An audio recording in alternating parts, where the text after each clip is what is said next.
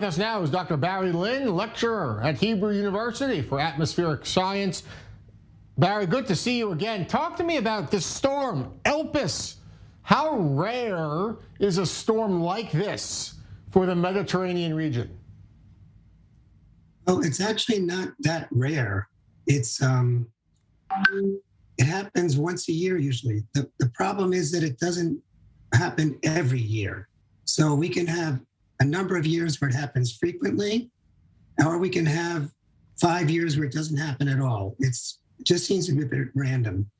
In a general sense, can I ask about the impact of climate change on let's say, the power, the intensity, and also the frequency of winter storms in the upcoming years, even the upcoming decades?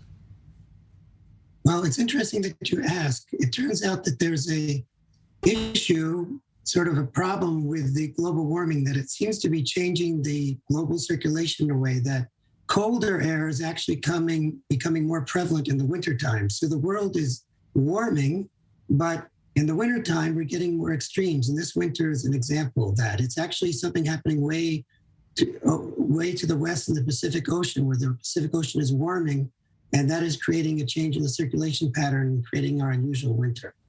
Yeah, so it's not unusual, as you mentioned, for Israel to see a winter storm like this, but this is the second massive, storm system already in this year so far, just in the last few weeks, that's impacting not just Israel, but Greece and Cyprus and Turkey as well. I mean, it's a big system.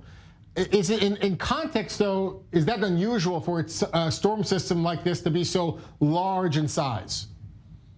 Well, the more energy you put into the system, the bigger the storms can be. And I think we've seen that in the last several years, as well as even the last decade.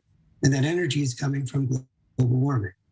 But are the winters coming later? I mean, is one of the impacts of climate change, that the storms may be more intense, but are they arriving later? Is the idea of winter itself, is it changing?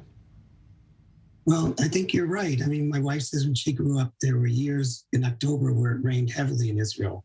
And now we're waiting for rain in November or even December. So I think that winter may be delayed, but when it comes, it's more savage, so to speak. It has a bigger impact for when it's here. Dr. Barry Lynn, thanks so much for being with us to talk about the impact here of Elpis and climate change in a general sense. Great to have your perspective on the show.